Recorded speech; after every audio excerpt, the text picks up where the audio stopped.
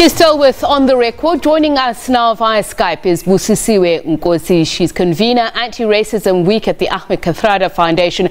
A very good evening to you, and thank you so much for taking the time to speak to us. Perhaps let's just first start with that interview that you were listening in on with Danny K, and what the Ahmed Kathrada Foundation's view has been of not only the tweet, its intent, but the fallout from there.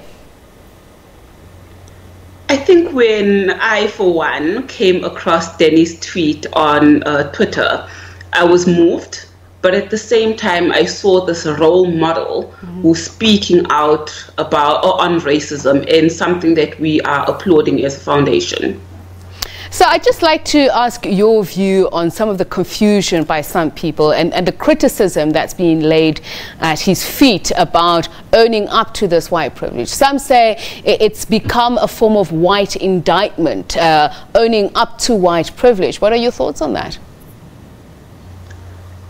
I think in joining the debate, one would say that white people in South Africa today should look at what privilege is and maybe understand what privilege is. We are not saying that they were part of apartheid, because there are many white young South Africans that were not part of apartheid, and there are also white South Africans that did not benefit much. But I think they need to be looking at what is privilege, and are they privileged, and how much are they privileged, and what is it that they can do to So let's start there. You say there are white people who did not benefit much, and I know you'd be raising heckles in some places because people would say privilege is privilege. It means that when we talk about white privilege, if you turn on the television, you're seeing somebody who's like you. If cosmetics products are created, they would be made on the basis of your skin color tone or your needs. So basically saying that white privilege does not necessarily mean there aren't poor whites or there aren't white people who didn't physically endorse apartheid. That's correct. I know, as you said, but for me, it's that yes, white people are privileged or have been privileged, but we are not saying that they should be cast aside because of their privilege, but it's just them understanding how their privilege has led them to where they are today, and how the rest of South Africa is where they at now, because they didn't have that privilege, you know? So we're not at the same playing field, and we need to level that at some point. And I'm going to talk about your app in just a moment, but I'm wondering, as a member of society, how do we start constructively that conversation about stimulating talk about identity, belonging and exclusion, especially exclusion? There's so many cases that we've seen in South Africa's recent history. Let's talk about the Clifton Beach saga for one. I think in post-apartheid South Africa, we are still carrying the baggage of apartheid, number one. And in carrying that baggage, we need to be having critical discussions around policies, around racism within the working spaces, racism in the schooling sector, and also just racism in general in society. So we need to be having those conversations, and we need to be building some sort of a movement against racism. Just like a movement was built against apartheid, we need to be building a movement now against racism.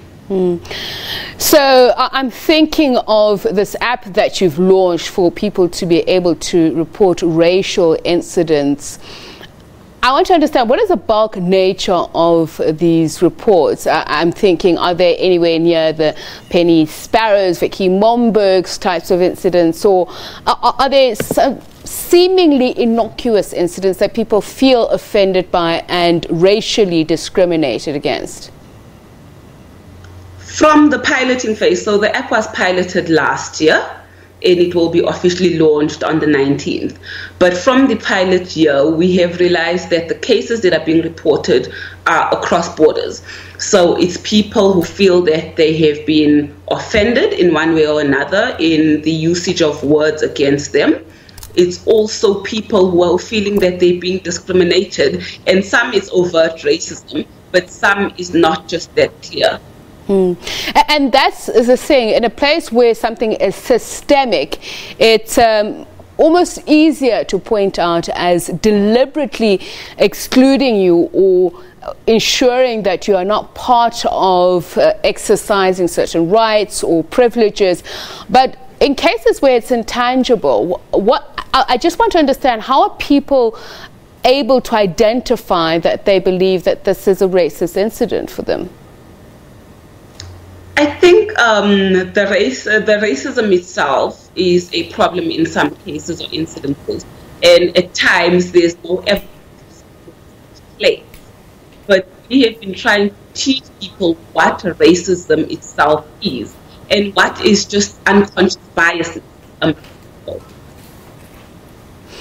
Okay, I want to then get onto the issue of the paradox of privilege, white privilege, especially what Danny K was raising, because if you're going to have the conversation in order to teach people, then it goes into the conversation about those paradoxes. If we look at the evolution of the word privilege, for instance, from the lexicons far gone by, they were then more class orientated, more economic orientated, and now obviously there's this conversation we're having about the racial tone of that term privilege.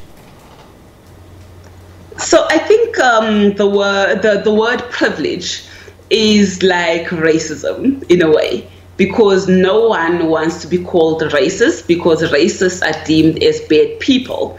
And I think the same goes with privilege. So if I admit to my privilege, I am now saying that I am above, I benefited, etc. But not just realizing why are we talking about privilege and how that privilege has put me one step above the other person. So what thoughts are we keeping in mind as South Africans then during Anti-Racism Week? That's what I'm trying to understand. That conversation that I said we should be stimulating, talking about identity, belonging and exclusion. Yes, so during Anti-Racism Week, it's more of a conversation of, number one, how are you feeling as a South African? What are the challenges that you are facing? Which of those challenges are due to the color of your skin, and how do we fight against those challenges? So it's more of a who are you, what is your experience? So it's us understanding people's experiences across race. And I think once we understand our own other people's experiences and just not our own, we would then get to a point where I would realize that I'm more privileged than the next person. I'm curious, how do we do that though? Because some of these are backstage, backroom, backdoor conversations which are also exclusive to particular class, race, gender, etc. So that means that the contribution from the other is lacking. But more importantly, in a country that has a transformative agenda that is seemingly failing, we've just had the controversy over the BLF saying that it is not looking to entertain any white members of the electorate. Yet South Africa has a white enclave in the name of Oranje, and one already being planned in the form of Eureka. Okay, so with Anti-Racism Week, we've decided to look at activations. And those activations are taking place in different provinces, but also different areas of society. So we're going down to the ground. For example, this coming Saturday, the Kathrada Foundation will be taking a group of 40 young people from different race groups on a youth diversity tour to Sharpeville. And that's them just spending the day together, number one, understanding the history of Sharpeville, but then having a conversation of where are they as young people when it comes to race, racism, and inclusion, and what are the commonalities that they have as young people despite the skin color, and how they together can work against this racist, this racism that's prevalent in society. And within the realm of nationalism, what conversation then should we be having? I beg your pardon? Within the realm of nationalism, what conversation should we then be having? I think it's more not privilege as such, but looking at how prevalent racism is and how we bring anti-racism to be one of the topics that are in our national agenda, and trying not to shy away from it. So we need to be having those conversations in government and at a local level. And that there is Busisiwe Nkosi from the Ahmed Kathrada Foundation. She's convener of the Anti-Racism Week. This is On the Record.